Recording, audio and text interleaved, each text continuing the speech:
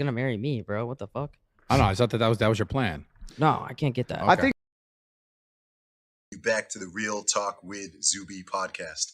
Today's episode is being recorded all the way out in Dubai. We are recording this one in person. 2019, before either of us were anywhere near as well known as we are now.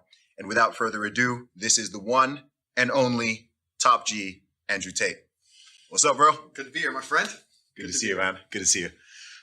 Dude, it's been a long time not since we last spoke, but since we last spoke publicly in a way that everyone's able to hear us. You were actually the fourth guest on my podcast when I just started it. Wow. So much stuff has happened in the past almost 4 years at this point. Yeah.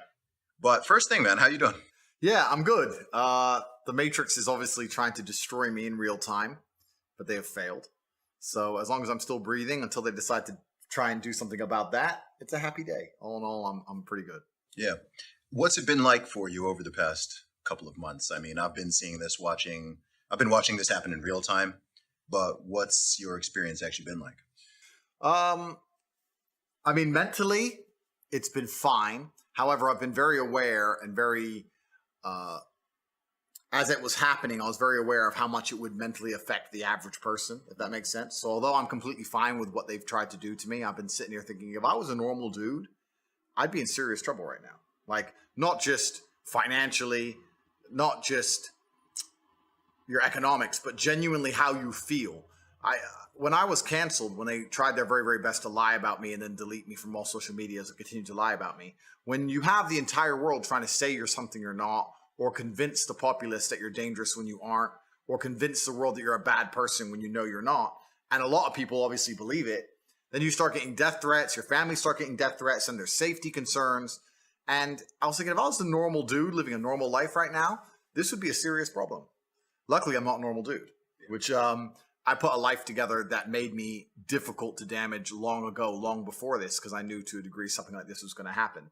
But yeah, it was certainly an interesting few months when they began the attack. Yeah. And when you talk about the Matrix attacking you, for people who are not familiar with the terminology or maybe even the story, give us a rundown of actually what's played out. Sure. Well, I call the world the Matrix very simply. If the people who have seen the movie, they will know that our body heat inside of the movie, the body heat of humans is being harvested and used. And they occupy our minds with a false reality to keep us producing body heat long enough for the machines to function.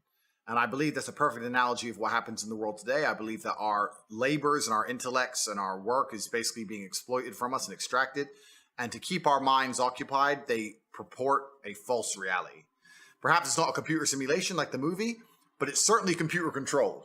If the social media companies and the media companies have the argument for anybody who tries to talk against it, then they are creating a false reality. And people are buying into this false reality so that they can stay asleep long enough to continue to be a slave.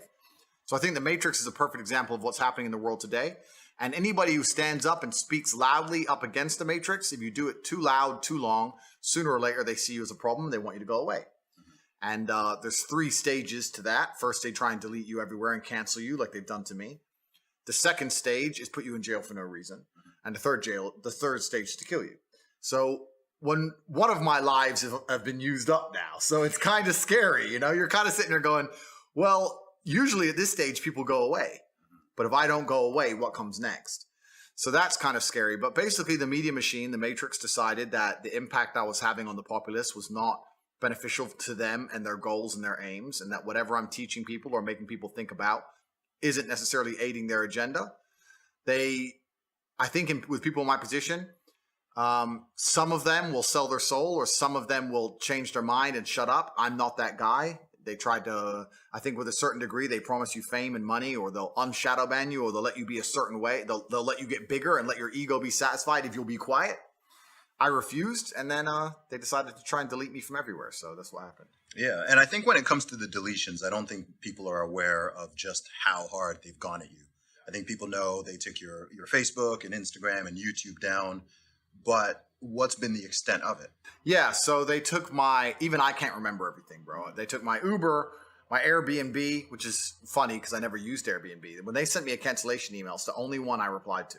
I was like, because they sent me some email, hi, In the females.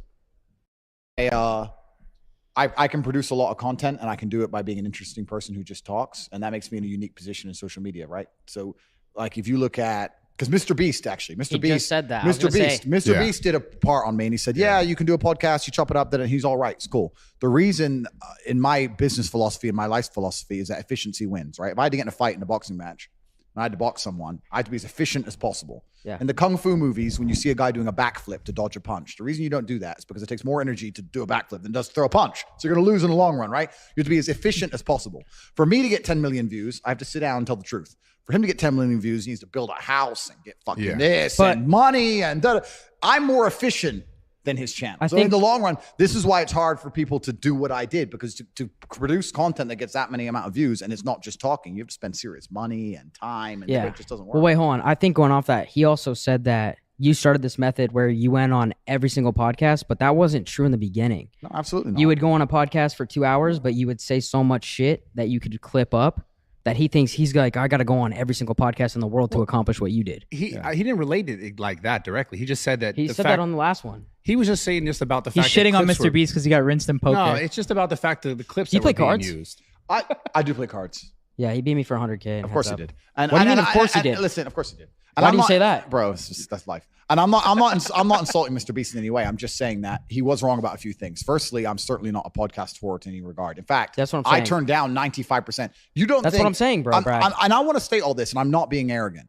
The easiest way you can guarantee a big viewing channel on your YouTube right now is to get me on it. Number one guarantee. Do you think every single YouTuber on the planet hasn't tried to get me on their Who have pod? you turned down? All of that. Name, I don't even know who these people Who's are. big people you've turned down? There's people the big people who I said no to primarily is probably because of location. I want to do them in person. I don't want to do it over Zoom, etc. But I get maybe 50 podcast requests a day from fuck knows who. So I'm not Mr. Podcast. Have you ever charged to go on one though? No, I don't charge people. I allow you all to enjoy the monetization of the millions of people offering you for free because I'm a charitable man. I'm very generous and nice. My house is big enough. Yeah. But so that's the first thing he's wrong about. And secondly, you have to sit there in that podcast and you have to give 2 hours of fire. You have to give genuine value. And that means you have to live a life worth living, and you have to have interesting stories and struggle and blah, blah, blah. And that's the hard part, right? That's the real part behind it. Let's talk about value then. Why do you think, because you're also at the perfect time, perfect like place and everything too, as far as like this kind of content being sought after, like clips and like content, long format content, speaking content hasn't always been the popular content on the internet. Like it went through phases of like, pranks, and it's kind of like family channel stuff. We'll talk about YouTube specifically, but now it's come to a place where this is like the most not important. I mean, I think it's the most important content, but it's also becoming the most popular content. Podcasts are getting clipped everywhere. It's now. insane.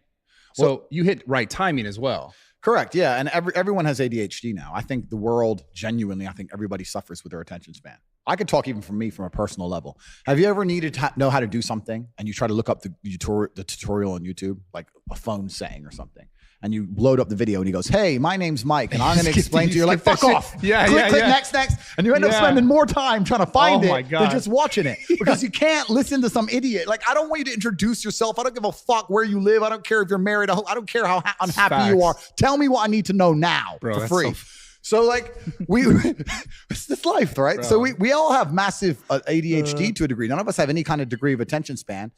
TikTok, I think, as a social media, the algorithm is exceptionally smart. Like I said, if I were to tell the secrets of how I've done what I've done, me and my team inside the war room, it's worth billions of dollars. So I'm not going to. But in terms of the way that all the algorithms work, TikTok's algorithm is certainly the most intelligent. It's the most intelligent, but it prioritizes and it incentivizes people to just have very low attention spans. And I think as that continues, nobody's going to sit and watch long format content anymore. Yeah. It's just the way social media is changing. The world's getting faster and faster, and everything has to happen quick. That's all we care about. And even me, man, people say, "Do you read books?" I say, "I can't." They're like, "Why? It's too slow."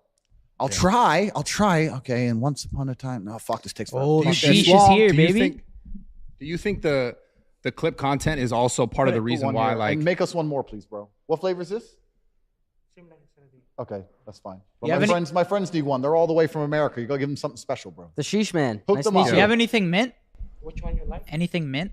Like a hybrid? Two more. One for the big guy because he gets mad. He gets really mad. He's huge. Yes. Don't piss him off. Yeah. And then the little guy, he doesn't matter. But hit Kyle up. Yes. Already. Yo.